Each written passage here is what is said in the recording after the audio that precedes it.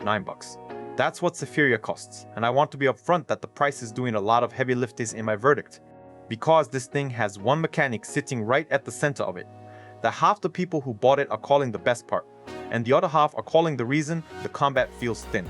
I'm talking about the backpack. Not a menu you open between rooms, an actual grid you're constantly rearranging, and it decides what your run becomes. Here's my position going in, and I'll defend it for the next 10 minutes. The inventory grid is the game. If you go in expecting a pure action roguelite where the fighting carries you, you're going to bounce off this within 2 hours. If you go in wanting a puzzle that you solve with combat rather than through it, this is one of the more layered $9 purchases on Steam right now. So, the setup. You're defending Bunnyville. There's a day of destiny. There's a horde of demons coming to slaughter a village of bunnies, and you're the one thing standing between the two. That's it. That's the premise, and I'm gonna be honest. The story framing is the most disposable part of this whole package. It's the standard roguelite scaffolding, bad thing coming, you die, you come back, you try again.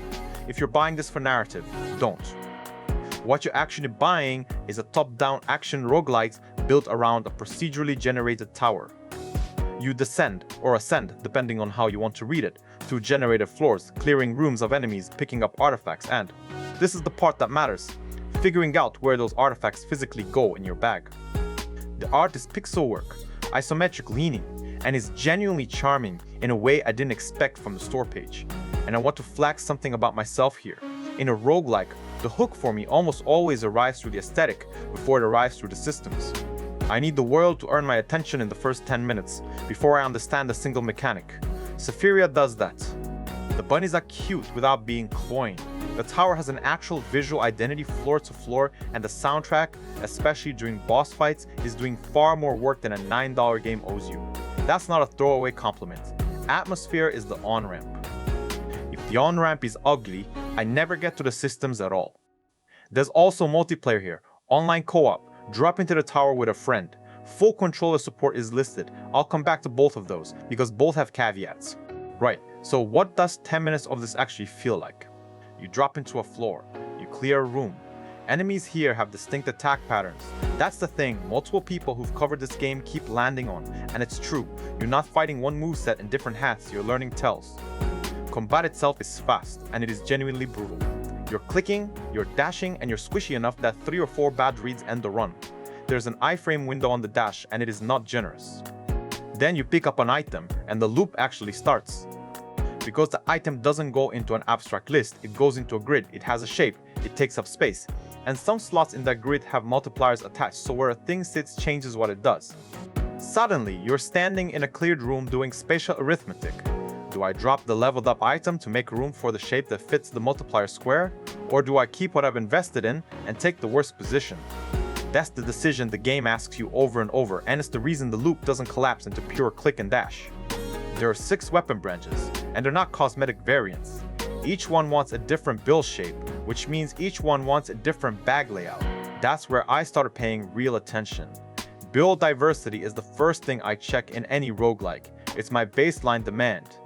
If 2 runs feel structurally identical, the genre has failed its own promise to me.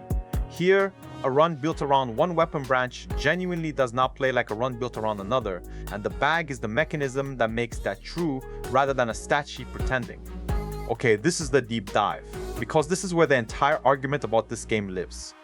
The inventory grid is a real system with real trade-offs, not decoration. Late run, when you've got items you've leveled up sitting on multiplier tiles, reorganizing becomes a genuine headache, and I mean that as a description, not purely a complaint. You sit there for a solid stretch trying to find the optimal layout, and the game does not help you. It just shows you the grid and lets you suffer. Now here's the thing, this is exactly the split. The people who don't recommend this game are almost all saying a version of the same sentence. There's too little gameplay between inventory management and the combat underneath is weak. And I want to be fair to that read, because it's not wrong about the facts, it's wrong about the priority. If you rank the action first and the puzzle second, this game has arranged itself against you. The combat is competent, it is not carrying anything on its own. But when the bag clicks, when you finally get the shape, the multiplier tile, and the weapon branch all lining up, that's the moment I play this genre for. That single run where the assembled thing suddenly starts overpowering rooms that killed you an hour ago. That's the payoff. And I get there through the grid here, not through mechanical execution, and I find that more interesting, not less.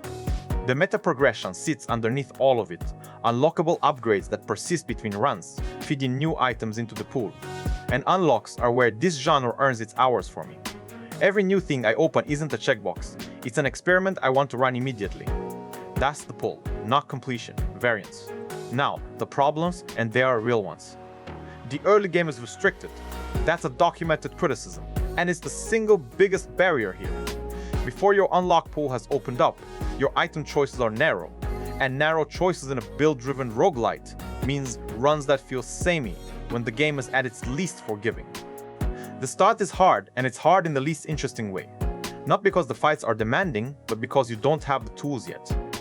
And that connects to the deeper structural issue. As you unlock more, the item pool grows, which means the odds of drawing the specific pieces you actually want get worse, not better. There are systems in place meant to counter that, but they don't fully solve it, and the grind can shift from building the run you want toward tolerating the run you got. Controller support is listed as full. In practice, I've seen reports of it being outright broken on some hardware. Buttons not registering, UI flashing, dash input sticking so your character keeps running.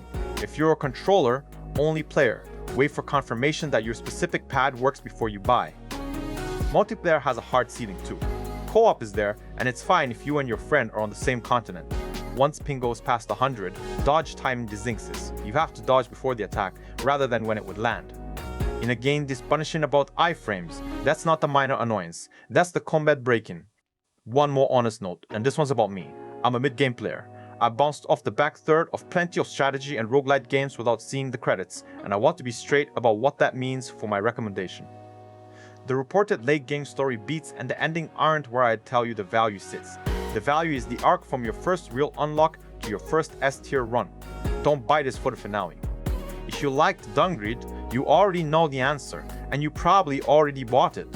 The DNA is right there, and this is the more refined version of that idea. Beyond that, this is a strong crossover pick if you're an RPG player who wants class fantasy variety and build depth but can't commit 60 hours to get it. 6 weapon branches, each wanting a different bag shape, gives you that layered character identity feeling in session-sized chunks. That's the pitch. Who should skip if what you want is tight, expressive, mechanically demanding action? The fighting here is not going to satisfy you on its own. If you play exclusively on controller, wait. If your co-op partner lives across an ocean, this is a single-player purchase. And the deciding factor is one specific thing, whether the inventory grid reads to you as a puzzle or as a chore. That's the whole call. If sitting with a bag of oddly shaped artifacts and multiplier tiles, hunting for the layout that makes 6 weapon branches into 6 genuinely different runs, sounds like the good part. Everything else here falls into place. And at $9 with a demo sitting right there on the store page, there's no reason to guess. If that same screen sounds like homework between fights, no amount of charming pixel art or boss soundtrack saves it for you. And I'll take a side harder than that. Calling this better than Hades is nonsense, and the people saying it are grading the wrong thing entirely. This game's combat isn't in that conversation. Its inventory is doing something Hades never tried, and that's the actual argument worth having. So tell me, is the backpack the best mechanic in an action roguelite this year, or is it just a menu with extra steps? I want the ugly takes in the comments. Subscribe if you're tired of reviewers who won't tell you which half of a divided game they're on. I'll see you in the next one.